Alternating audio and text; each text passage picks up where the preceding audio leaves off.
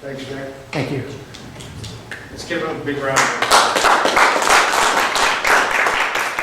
Thank you for having me here. I appreciate your patience. I don't do this often, so please bear with me.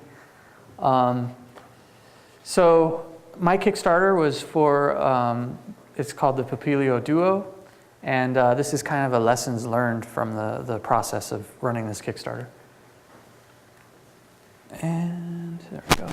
And so who am I? My name is Jack Gassett. Like you said, I'm an inventor. I make open source hardware. I quit my corporate job five years ago and started my company called Gadget Factory. And the reason was to pursue my dream of inventing things.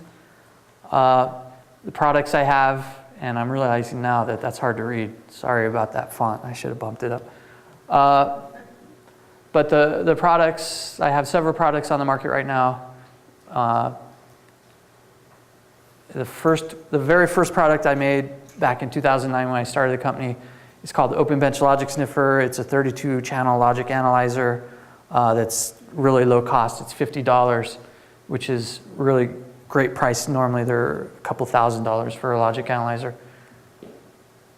And then I have a line of FPGA boards. One is the Papilio 1, which is the first one I made, and then the Papilio Pro, which was an upgrade to that. And then I made some add-on boards for my line of FPGA boards that you put it on top of the board, and it allows you to play video games, classic video games like Pac-Man and Space Invaders and Galaxian and all those cool old games. You can recreate them on my circuit board. And then the next product I did, which I actually did a Kickstarter for, was called the Cade Synthesizer.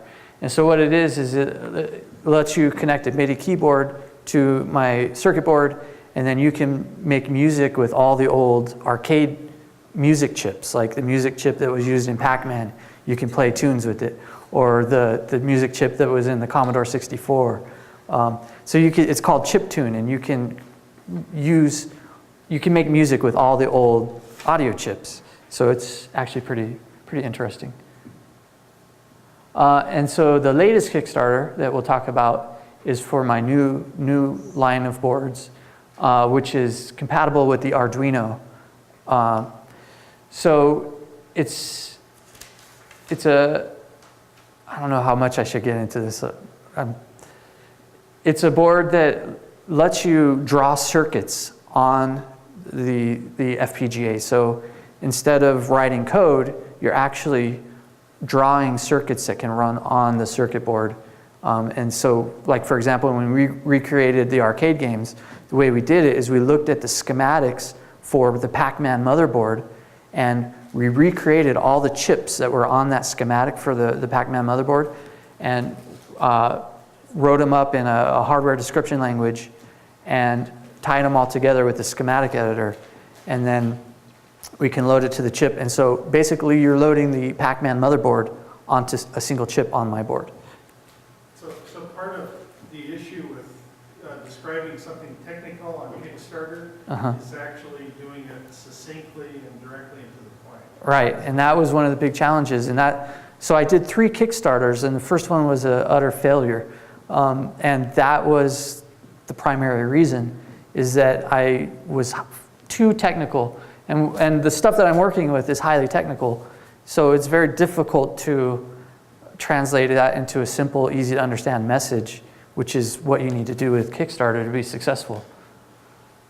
So like I said, I've done 3 Kickstarters. The first one was for an FPGA shield that would go on top of the Arduino. So kind of, I've refined that idea with this, but I first pitched it with the first Kickstarter, and it was a miserable failure because I had no idea what I was doing with Kickstarter, and it was a horrible technical pitch that made no sense to anyone but me.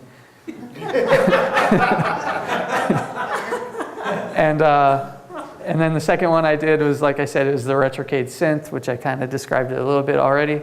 And then the final one is the Papilio Duo, which is, so it was a learning process. The entire process The first one, let's go back actually. So the first one, it wasn't funded. It was not a very pleasant experience either, by the way. The second one was, moderately successful, $12,000. It was my first success with Kickstarter, so I was pretty excited about it. And then the last one, just a couple months ago, was $62,000, which I was shooting for $100,000, and my competitors who have similar Kickstarter campaigns, they got $100,000. So while it was successful, it wasn't quite what I was hoping it would be. But I think I learned a lot of lessons from it, and I know better now what needs to be done for the next one, and I'm going to go over that and share it with you guys. Okay, so the first one, what went wrong? So everything. Thankfully, the Kickstarter wasn't funded, and I say thankfully because I dodged a bullet. I didn't do my homework, and what it really came down to is I couldn't even produce this product for the price that I was offering. So if it would have been funded, it would have been a bloodbath. I would have lost all kinds of money. It might have actually put my company out of business. So one of the reasons it was so bad is I had the wrong reasons for doing the Kickstarter. I was actually reacting to another Kickstarter that ripped off my open source designs, and I was just simply trying to one-up their Kickstarter. So right off the bat, I got into it for the wrong reasons. It was not a good idea. I also had a misconception of what Kickstarter was used for. I thought it was a good way that you could test out an idea on the market and see if there was interest, engage the interest. So I wanted to do that before I sunk a lot of time into this new product. Turns out it's not what you want to use Kickstarter for. It's more of a marketing platform, more of a way to spread the word and to get funding. So what were the lessons that I learned from this product or from this Kickstarter? One, I used a render. I didn't have an actual product.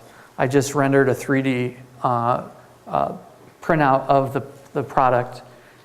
So I never had an actual prototype. My video was horrible.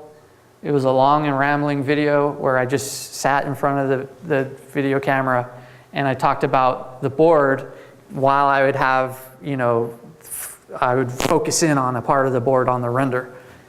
It was really, I was just rambling technically about this and that, and it was not that great. The thing I learned is you need to treat Kickstarter as a marketing pitch. It's not a platform to ramble on about your technical product. The other thing I learned is, and Ali said this too, don't do a Kickstarter on your own. It's way more work than you think it's going to be. It's way more effort. You think, I'll just spend a couple weeks doing this Kickstarter and it's going to be amazing. No, it's not like that. The other thing is I had to learn basic marketing before I could have success. You have to have a simple and easy to understand message. You also need to spark the imagination about what people can do with your product. So you can't just talk about your product. You have to tell a story. You have to spark their imagination and make them think, what can I do with this product? What can I use it for? And then, another basic thing about marketing is figure out what your audience wants and deliver that thing to them. Okay, so the second Kickstarter, which was a little bit better, was for the Cade synth. And like I said, it's to play chiptune music on. So what worked for this Kickstarter is that I didn't do it all on my own this time. I actually brought in a friend, and he was there through the whole process with me. And so, it even helps just to have a partner in crime.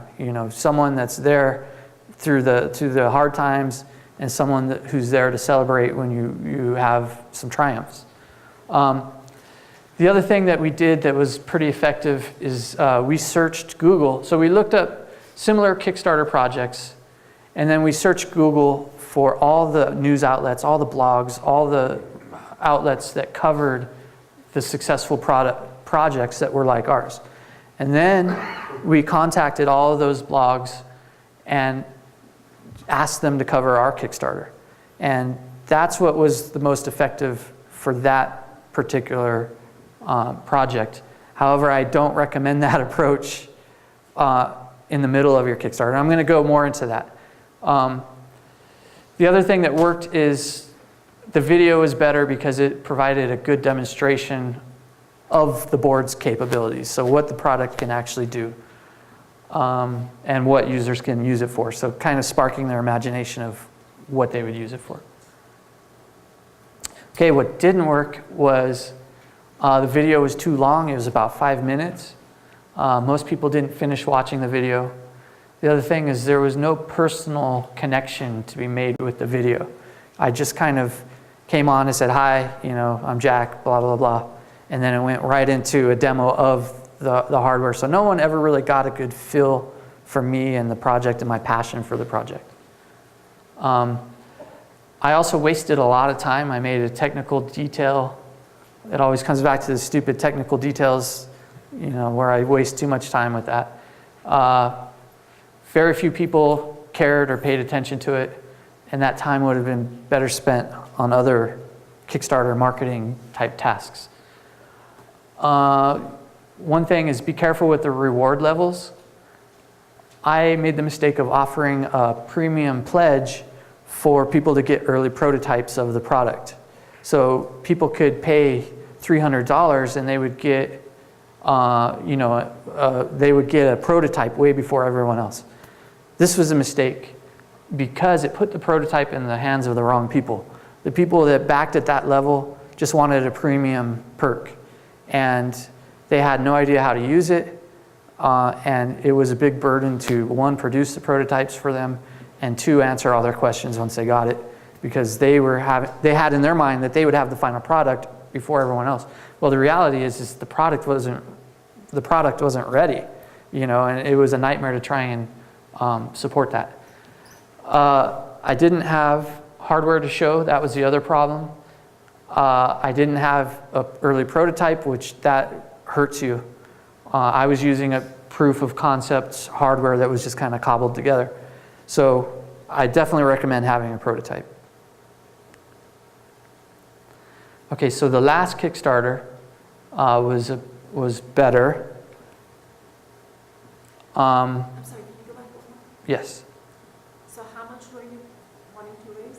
Well, I wanted to raise $100,000, mostly because that's what my competitors made with their Kickstarters. Was 50? Well, I set a goal of 30. Right. So my personal goal was 100, but 30. So kind of the rule of thumb is you need to be able to come up with 80% within the first couple days to guarantee that it's going to be successful. So I felt pretty confident that I could come up with 80% of the 30,000 from kind of my personal network. And so that's why I set 30. And also 30 was the minimum of what I thought would be necessary to make it a reality. So, while I was shooting for 100,000, I wasn't telling anyone that that was what I was shooting for. That was just kind of what I was hoping for.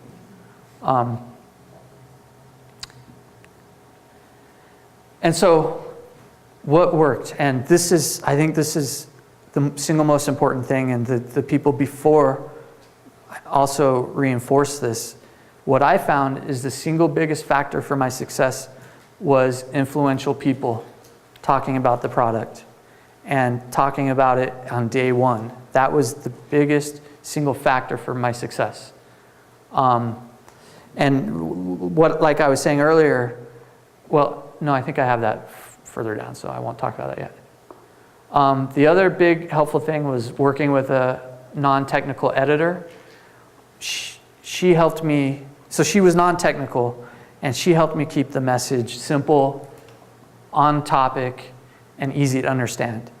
So I really struggle with this, unfortunately, because I'm just too close into the technical details, and it's really hard to step back. And so she was really wonderful. I would recommend finding someone like her. And actually, if you're thinking about doing a Kickstarter, if you want, I can put you in touch with her because she was a tremendous resource. So just talk to me afterwards. The other thing is have an actual prototype on hand, because high resolution photos of your product are really important. And also to be able to show your project in action. That was an important thing. What also worked was having a short to the point video with a focus on letting people get a feel for the project and the creator of the project and the team. So try to make a personal connection with the audience. And that was the mistake I made in the first 2 Kickstarters, is I didn't even think about that and it wasn't even on my radar. So with the third one, it's important to tell a story and to show your passion for the Kickstarter and to let people get a feel for you and feel like they're making a personal connection with you. The other thing is you want to turn the Kickstarter into a story about the struggle to bring this product to life.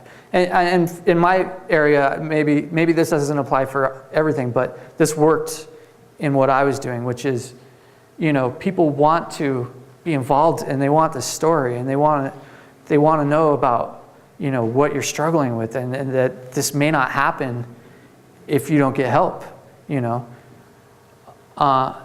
The other thing was create a sense of urgency. So like I was saying, we can't make this board without your help. That's an important component of a Kickstarter, is actually asking for people's help. And in the first 2 Kickstarters, I didn't do that. I didn't realize the importance of that. And I assumed by being on Kickstarter that they knew I needed their help. But no, you need to ask for help directly to your backers. The other thing that worked was creating exclusivity. Stumbling on that word. So you let backers get something special, because otherwise they're going to wait until after your product is out on the market. So for my Kickstarter, I made a special color scheme for my circuit board. So the production boards are going to be red with white lettering, and all the Kickstarter backers are going to get black with white lettering. So only the Kickstarter backers will have this special edition circuit board. And then also create user participation or backer participation. The way I did that is I actually allowed the backers to vote on what special, unique color scheme they wanted. So we did a survey at the end of the Kickstarter, and we let them know up front too that was a part of the deal, is they would get to vote. And also, so some of our perks, some of our stretch goals, I designed it while the Kickstarter was running, and I had participation from all of the backers, so they had input on, should we have 2 audio connectors? Should we have 1 audio connector? So they were able to get involved with the design process. And then create ownership. So make backers feel that they are part of making the next big thing happen. So they might be backing the next big thing, and they can brag about that, years from now. Yeah, like, wouldn't it be cool, like, oh yeah, I was involved with the Arduino, which is kind of the big thing now. I was involved with it from day one. So kind of create that sense of ownership and that you're a part of something big. But you have to be careful, because it's a fine line between bragging, hey, we're the next big thing. No one wants to hear that. That's not, that's not cool.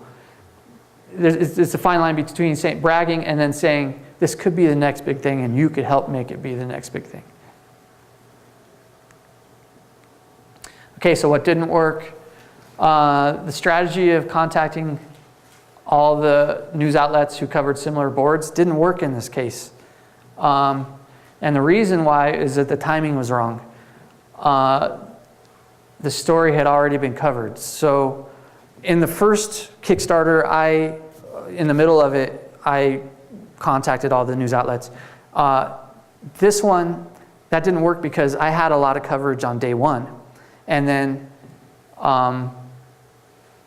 when I was desperately trying to get people to cover my Kickstarter throughout the 30-day period, it was old news. Nobody cared anymore.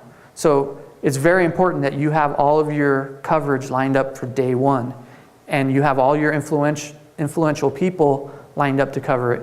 Because one thing I ran into is, a lot of people said they were going to cover it, and then when I had only lined up 2 or 3 people to cover it on day 1, and then I spent several weeks trying to get the people that said they would cover it to cover it, and they never did because it was old news and they were past it already. So that really hurt the end goals. Yeah, so bloggers, they want to write about a breaking story. They're less likely to write it if it's already been covered everywhere.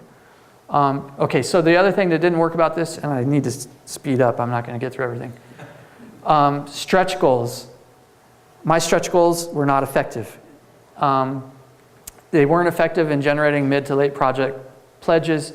The reason is I published them all at once from the very beginning. I didn't like dole them out and create excitement. And then also my stretch goals, they were geared towards giving back to the open source community. There was nothing really in them for backers. It was more, you know, you're doing something good for the community rather than this is what you get specifically. Okay, so lessons learned across all 3 Kickstarters. This is kind of a simple one. Pay attention to how the project looks in the list of other projects. That never crossed my mind on the first 2. It's kind of silly, but I completely overlooked it. So look at how it looks when people are scrolling through a list of projects. If you want pledges from the Kickstarter community, it has to grab people's attention and make them want to click on it to learn more. So, you know, kind of example, this is the first one. I didn't even think to look at it. It was a really horrible render, not a very compelling tagline, not a very compelling information. Okay, so for the second one, it's a little bit better because I have like an action shot. It has what it is. It has kind of a visual, you know, thing to identify with it. And then that render's not so good. What I found kind of worked on the third one was having a high resolution photo of the product and then maybe putting some logos and having your company logo. That works good. Okay, so the biggest misconception I had was that Kickstarter will promote your project. You know, the very first one, and I hear this from people all the time, I thought that putting the Kickstarter up was all I needed. And that alone would generate all this, you know, magical interest and promotion. And if you do that, you're going to fail. That's just how it is. It's not going to work. So you need a plan to promote your project outside of Kickstarter, and don't rely on them to promote it for you.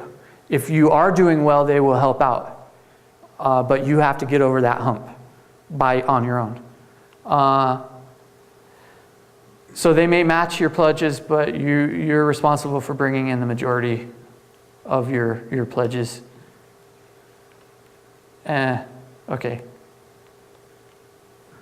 Okay, so yeah, you can see this on the first Kickstarter. All I did is I solely relied on Kickstarter to bring in the pledges. And you can see it was just very slow, painful growth that never went anywhere. And it was embarrassing. It was painful. It is not a pleasant experience. But don't let that detract you from doing one. History loves company. Right. All right. Because you maybe have to go through that to you know, move on to the next one, which is very exciting. So you can see here, we took that same approach in the beginning because I didn't know better. And then all of a sudden it's like, okay, we need to reach out. And we did what I said, is we looked up blogs and we contacted them. And then as soon as we got coverage from blogs, is bam, we shot up. And then we kind of hit like a critical mass, and it was just steady growth from there. And then with the final one, you could see that I had coverage lined up from day 1. And within the first 3 days, we had 25,000 in funding. So we were pretty much at our goal, you know, and then it was kind of just steady. And then towards the end, we had good sales. But you could see that the majority of the pledges came in from our own work and not, you know, some of it came from Kickstarter. Came from Kickstarter. What does that mean? People discovered the project from Kickstarter. Right. Yeah, so very important, line up your coverage from day 1. There's a lot of information here, but basically, yeah, I've talked about all this stuff, so I'm going to try and get through this. Okay, so one question is running for 30 days. So they recommend 30 days, and 30 days is kind of the standard. Would I do 30 days again? No, I think the next Kickstarter I do will only be 2 weeks. And because there was a lot of dead time in the middle, very few pledges came in. You could see like one day was $100 or something. And very few pledges came in the middle. And I ran around just trying to get people to cover the Kickstarter, and it was not effective. It didn't work. You know, you can't just be contacting, the people smell the desperation on you and they don't want to cover you. It's basically what happens. You know, so instead of running it for 30 days, I would recommend spend those 2 weeks lining up coverage beforehand, because that was what was effective in my situation. So what advice would I have for Kickstarters, and even myself for the next Kickstarter, is focus on making relationships with bloggers and influential people well before you do the Kickstarter. Have your social network in place. It's very important. Let them know about the project when you first start working on it. Get them in your corner. And you know, everyone knows it. No one likes to be called when someone wants something, and that's essentially what you're doing when your Kickstarter's already going. Is you're calling people, calling in a favor, and it just doesn't work. Get as much help as you can. Running a Kickstarter, like Ali said, is way harder than you expect. It can become miserable. And the times I did it on my own, it was miserable. You can feel overloaded and overlook the really important stuff. Read articles about running a Kickstarter. They may not be applicable to your Kickstarter, but you'll see recurring themes that will help with yours. Follow Kickstarter projects, because new techniques are always being dreamed up. Like when I did the first one, stretch goals didn't exist, or I had never heard of them. And then, so if you keep up with new ideas, you can use them in your project. Figure out how to stay motivated. It's hard to stay motivated throughout making your Kickstarter. So what I did is I wrote myself a motivational snippet that I read every day before I did any work on the Kickstarter, which reinforced the vision and encouraged me not to worry about how much time I was putting into it. So, okay, so questions. We don't have a lot of time, but if anyone has questions, we could. I'm not familiar with the term stretch goals. What does that mean? Okay, so she asked what stretch goals are, and stretch goals are a way to motivate people to keep pledging and to spread the word about your project during the middle hump of your project. Okay. So you release like, okay, if we make $30,000, then you're going to get this new benefit or this new perk. Like maybe you'll get VGA output or something. So, okay. Sure. Does Kickstarter send you all these graphs and data in terms of? Yes. So the question is, does Kickstarter send you all the graphs and data? Yes, they have a dashboard that when you log in, you can watch. And then there's also another site called kicktrack.com that has a lot of really good information that you can look at while your project is running. Yeah, so the question is how do you line up news outlets and what kind of media do you use? And honestly, that's tough. It's a lot of work. I think what you have to do is you have to establish relationships with these people so that they will go to bat for you, because you know what works. So in the second one, it worked to contact news outlets, bloggers, just out of the blue and say, hey, I've got this project, can you cover it? But that doesn't always work. You know, they have to be interested in it. So I'm not an expert in it, I guess is my answer. I haven't completely figured it out yet. What I think works is you have to make relationships with news outlets and bloggers and influential people beforehand, and then kind of let them know about your project. I don't know how helpful that is, but Like news outlet like Denver Post, or are you talking about something? it depends on your product, really. For me, it's specific bloggers that, like EE Times bloggers. You know, it's going to be different for every project. Thank you. Yes. All right, Okay. maybe one more question, and then we're going to make a transition here. Okay. Yes. How much time do you think would be that time that would be a good one to make to build a relationship with use automated usage? Start now. You know, whatever you can do. It's really building your social network is what it is. So start reading their posts, commenting on it. You know, target your industry, your influential people in your industry. Read their posts, comment on it, become involved in their community. Make sure they notice you. That's my advice. Whether that works or not, I'm still in the process of figuring that out. All right, let's give Jack a big round of applause. So with that, let's give a big round of applause to Stephen Gaffney. Thanks very much for having me here today. It's kind of an early morning for Saturday, especially for engineers, so I can probably relate to Jake being awake before noon. It's tough. Anyhow, so I'm just getting over a bit of a cold, so if I suddenly pause and sort of clear my throat, that kind of stuff, please excuse me. So my day job, I work as an engineer, a software engineer, for a company called RoboRealm that specializes in machine vision. It's a very complicated kind of system. It's about taking images and processing them and looking for things that you and I normally take for granted. It is, however, an interesting company because it is a software play on something that is typically very hardware-oriented. You have your Roomba vacuums, for those of you who are sort of into that kind of thing, which are actually kind of fun. And so what we do is we write the software for a lot of those type of devices.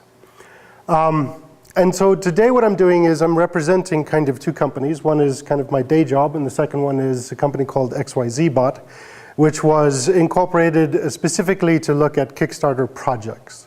So we produce products for Kickstarter. It is more of a hobby than anything else, but we do take it definitely seriously. So I'll jump back and forth a little bit between the two as we progress along in time through the different projects. So this was the very first Kickstarter project I was involved with. It's called the Oculus Robot, and actually what probably I'll do is make sure that the sound is really low, and I'll just play the video and we'll see how the network connection goes. Just to give you an idea of kind of some of the videos. And so this was an interesting one. This was the very first Kickstarter project I was involved in, right at the end of 2011. They actually got funded in 2012, January, which was a very, in my opinion now, bad time to launch a Kickstarter, but they did okay. They got about 20,000. And what we did was, I'll just scroll over there. What we did was we said, hey, you guys have an interesting platform. We have a machine vision application. Why don't we partner and do a dual Kickstarter effort? And this was actually after they launched the Kickstarter. And so I contacted them a couple of days later. And eventually what we did was we became one of their new pledges, one of their new perks, excuse me. And that was actually very successful. Because you're like, well, you have the hardware and we have the software, and the two together make a lot of sense, so let's do this. And it turns out, if you look at, and that's something that we haven't really talked about here, is reward versus cost, and cost being not only monetary stuff that you put into a campaign, but also your time. And that's a big thing that most people kind of sidesweep, is how much time did you actually spend in this? Well, in this case here, they brought in 25. 1,500 of that was us, and we spent about 3 hours doing it. So it's pretty good. So I'm like, hey, this is not bad. This Kickstarter thing may actually, there may actually be something in here. So let's continue. So I'll kind of stop the video here. Just to let you know, so it's basically a little telepresence robot. This is before tablets even existed, kind of. And you took a netbook, not unlike what Steve has over there, and you put it on this robot, and you can communicate, telepresence, that kind of stuff. It's very inexpensive, kind of a nice platform. So, and he's coming out with another iteration probably in 6 months or so, after a long hiatus from Kickstarter. So at that time then, I was getting to know who is now my business partner, Kerwin Lumpkins. And I really sort of was gung-ho about Kickstarter, having had such a good experience with the previous project. This is Kerwin right here. He's not here today because he's actually on his way back from vacation in Europe. And so we really started to think about, well, what would be interesting projects that you could do kind of on Kickstarter. And so this was the aardvark, and just to back up a little bit, so we're both engineers, we both like robots, so in much the same way as many of the things Jake said, I'm like bang on, so I'll kind of not repeat them, because yes, complexity versus simplicity, story versus just factual kind of things is all kind of things we were beginning to learn. And again, this was a couple years ago, and so this intended to raise 40,000 because we saw another project that was very similar to this that raised 200,000. So we're like, that should be close enough, right? No, we didn't get anywhere close to the goal. You know, even though it's kind of a cute video. Come on, Teddy, let's go. And so we kind of learned the hard way how to run a Kickstarter. For those of you who are a little bit more familiar with VC type funding, in Silicon Valley, I used to be, sort of came through that particular route. The initiation to Silicon Valley, they used to call it, is at least one failed startup, right? So it's not unlike what you have here in Kickstarter. If you go in with your very first Kickstarter and you succeed, that's amazing. You've gotten really lucky, you had some really good advice, and typically you're gonna go in and you're gonna fail, or you're gonna not do as well as you would think, and so therefore you don't meet your goal, and under the Kickstarter rules, that means you don't get any money. Which, as Jake pointed out as well, is sometimes a good thing or not. So in this case, yeah, we didn't do well at all. There were similar products launching at the time, but we didn't get the marketing. We also thought, oh, just launch on Kickstarter and everyone's, will find it. Wrong. You really do need to do your homework. It's not just a sort of launch it and they will come kind of thing. And so what this product is essentially a Internet of Things, if people are familiar with that particular term right now. So Internet of Things is kind of this amorphous, what the heck is it? Well, it's just really about connecting physical devices to the internet, to the cloud, to other forms of input. And so this was an early version of that kind of thing. It took inputs, temperature, humidity, that kind of stuff, and then it made it available on the web. Maybe it was a bit too early. Don't think so. There were other products very similar to it. We just didn't do any marketing. So the next project, we're engineers, so we learn. We make a lot of mistakes, right? Being an engineer, and I'm sure Jay can say this well, is all about mistakes, right? You execute 100 mistakes and you get one thing right, but that's good because now that you've gotten that one thing right, it's always going to work right as long as the code and the electronics don't change. So you have to be perfect, but it's slow incremental steps to get to that perfection. So we do learn over time.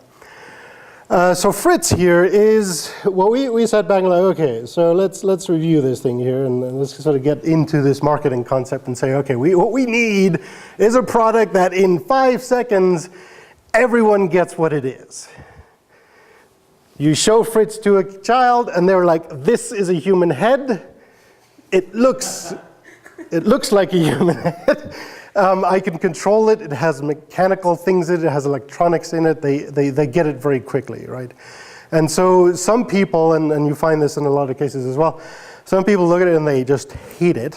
They're like, this is disgusting. I don't want any part of this. And others are like, wow, this is really cool. This is really cute, right? And then you want that emotional connection. And in order to get a really enthusiastic connection, you're also going to get a very negative connection with some people. So it depends on the person, but what you're looking for is that emotional connection. And what we did was, you'll notice neither of us are in the video because we're not cute and pretty. Forget it. We're going to get somebody cute and pretty. We'll put them in the video. We'll tell a little bit of a story. We'll give Fritz a little bit of a personality and make that emotional connection before we even get into if you're hearing the audio right now, that's actually getting into all the boring electronic stuff, but that's okay because, well, most people have stopped watching anyhow and they kind of have gotten the idea of what we're getting at. So it's about being realistic. And as you see, we did pretty well.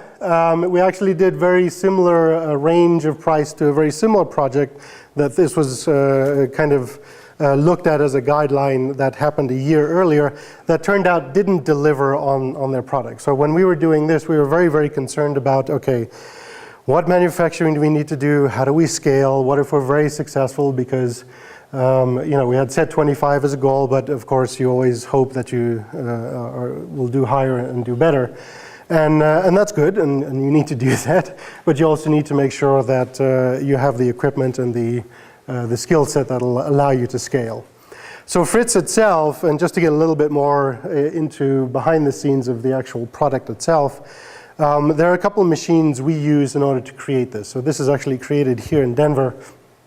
We have a machine that has a very high-powered laser that goes along and it essentially cuts out Fritz's head and arm, all the different parts in order to construct the kit. And so that's a lot of equipment.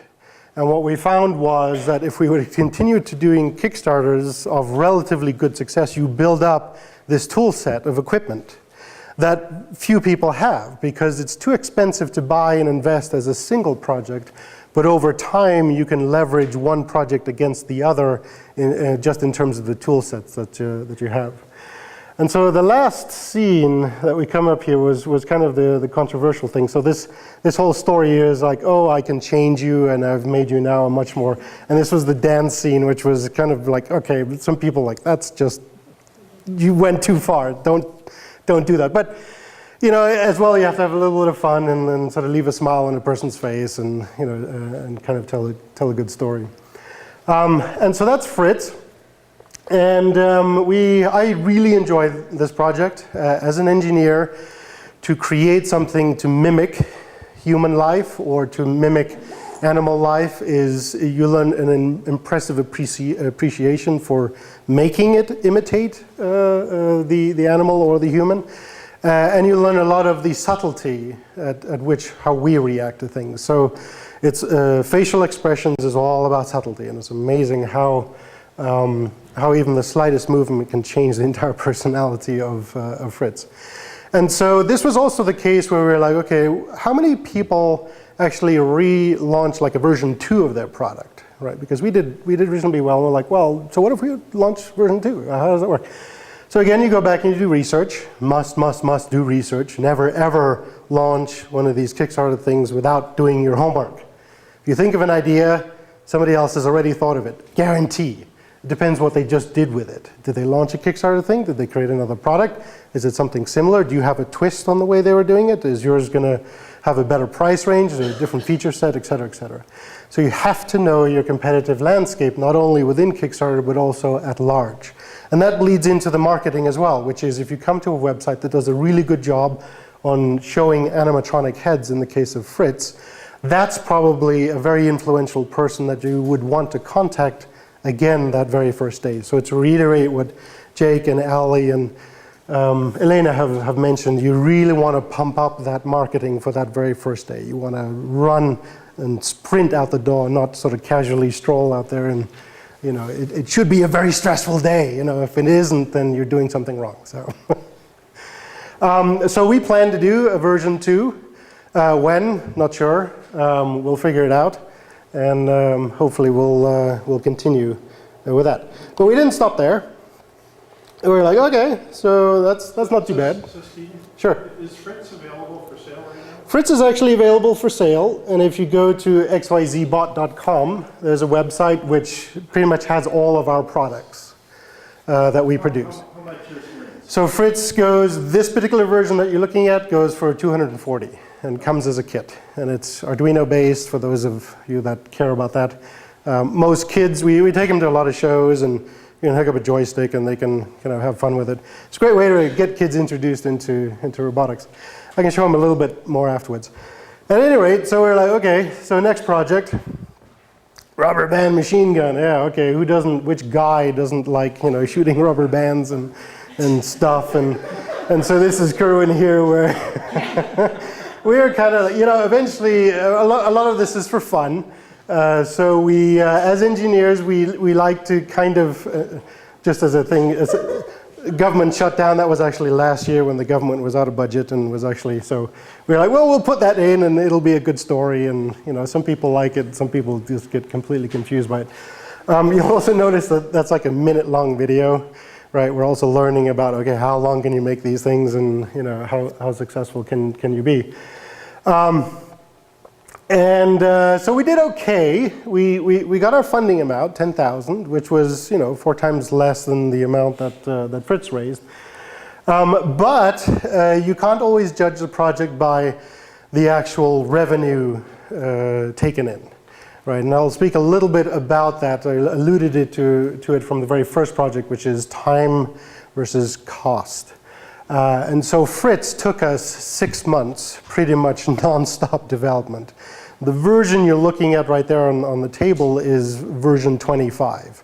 So there were 25 other versions of Fritz that took us 6 to 9 months to actually put together. So this was an incredible investment in time. If you were to take the time spent on Fritz and divide it by the revenue we got, we were working less than minimum wage. So we were looking to improve that. We didn't do very well. So the rubber band machine gun took us about 2 months to make. So it's a much simpler kind of thing. There's very few electronics. It does teach you about some basic circuitry. And it was about like, well, so what are some of the other things that really appeal to people? And the American audience is very keen on things that shoot. They like guns, they like to fire things, and it always seems very popular. Just as a segue, the reason we got onto that is in RoboRealm, one of the most popular things we ever integrated was a USB missile launcher. And these were these little Nerf kind of things you would plug into your computer and it would steer around. It was this great office kind of environment. And you would send a command and it would shoot this little Nerf thing over. And that was just outrageously popular. And so we're like, okay, there's a propensity in this culture to like things that fire. And so rubber band machine gun, I mean, come on, that's got to be, close to that. And so, we did okay, 10,000. We were hoping to do better than that. The manufacturing time on rubber band machine gun was about twice that of Fritz, which caused a big problem. Because while you're on the laser, you're not really doing anything, but you have to be there every 20 minutes to take the thing out, put it back in, start the thing up, count all the pieces, do QA, all that kind of stuff, right? And so there's this huge manufacturing thing behind all of these things we haven't really even gotten onto, which is how do you actually deliver these products, right? And how much time does it take to do that? And that you have to be very, very sensitive to, because if you don't watch that, you're going to spend all your time trying to deliver on this product and end up living in a cardboard box outside what was your home, which sucks. So don't do that. So the rubber band machine gun was fun. It was quick to put together, but again, that ratio of sort of efficiency was not something that we quite achieved. So on to the next one, in just the interest of time here. The next one is kind of going back to that model previously, and this was now a RoboRealm thing as opposed to an XYZ thing, which is these two folks ran it's a robot again, big surprise, and they did really well, right? And so I contacted them and like, hey, you guys have hardware, I have software, let's make it happen, and we did, and we ended up probably making the best money ever out of all the projects. Why? Well, because I knew they were doing well. You just look at the numbers on Kickstarter, and you can then contact them during the campaign and actually initiate a partnership while that 30 days is happening. Right? You have to be quick, obviously, but you can make that happen. And this was done in a slightly different way, where we would issue a coupon with the delivery. So we got into their manufacturing line and sort of help them out in that sense to enable the software solution against the system. And so this is a very attractive model for a software company, because we can cherry pick those successful projects on Kickstarter and then contact them and set up a partnership even before the campaign has ended.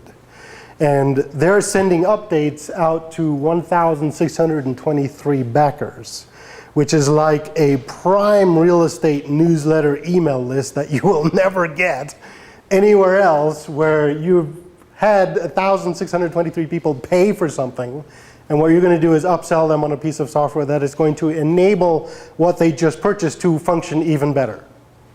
It's a great model.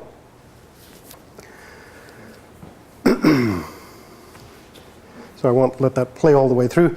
But they did really well, and he's also working on another, not version of Sparky, but a humanoid type robot, and that should be coming out, maybe not this year, but probably at the beginning of next year. So at about this time, we're getting cocky. We're like, yeah, we think we know what we're doing. Yeah, right. So if you look at all the projects I've been involved with, Fritz was definitely the hump, as in everything kind of downhill from there, except for maybe Sparky.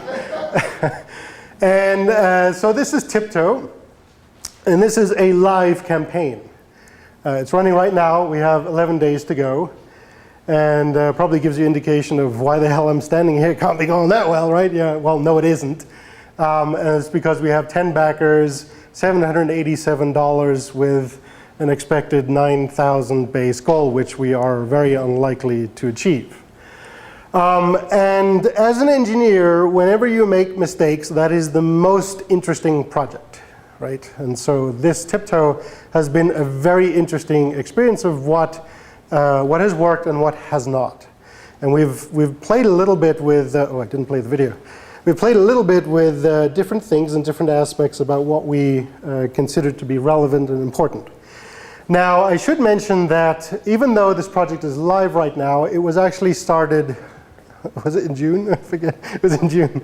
It was actually initially launched in June, and it raised about $2,000 in a day. And we're like, oh crap, we're never going to make our goal. This is way too slow. What the heck's going on here? So we canceled it. This is the first time we've ever actually canceled a project. And just to mention, we were actually working with Elena on that. And we wanted to discover a little bit more, and here you actually see us two ugly mugs on there, so no wonder it didn't do well, because we're actually in the video. What are you thinking? We wanted to see what the effect of the social network had on a campaign, right? And so with everyone you ask, you get different levels of where do you get your money from. And Jake, it was kind of interesting, you mentioned that you got majority of your funding from external. Ours is completely the flip of that. We almost got nothing from external, and we got an Engadget with Fritz. Right? We did all that marketing, but it was so little actual revenue. The most revenue we've received has been intrinsic to Kickstarter itself. And so it really has to do a lot with the project that you're dealing with. And in this case, the launch initially with social media made our day number 1 twice as good as it was 20 days ago. So it made a huge freaking difference, which was great. So we're like, okay, that's good. We know that because we launched it then in what was considered to be a bit of a slump during the summer, which was the reason we sort of canceled it. We're like, well, don't launch anything in summer. It's a bad time. So let's wait till September and launch it again, and we can kind of see now the difference in that we actually had a much better initial start in a slow summer with social media. So it wasn't just 2x, it was probably more like 3 or 4x kind of difference. The other thing was we kind of didn't do any marketing whatsoever. Normally we would say, okay, the day of the launch, wake up really early, again, it's very painful for people like me, and just email throughout the entire day, everything you can possibly think of that might have an interest. And so you go down the list you know as a person in this space, in the robotics technology space, and then you find other projects, and this was alluded to before, that are similar to yours, track down those authors, email them. You can never send enough stuff out. It is freaking exhausting to do that, right? So we kind of got lazy with Tiptoe, and we're like, no, we're not going to bother with this relaunch, which showed us a very important thing, which is for us, and this is just entirely for us, once you've sort of tried to do something, cancel it, and then try to relaunch it, you just lose the passion. So we kind of launched it in like, let's just get it over with kind of thing and get it out of the way so we can get on to the next thing, because we had already this unfortunate mindset which said, okay, we're done. And that was not the way to approach this. But because, you know, we've done a couple of these, we're always sort of thinking for the next thing. And that's Tiptoe.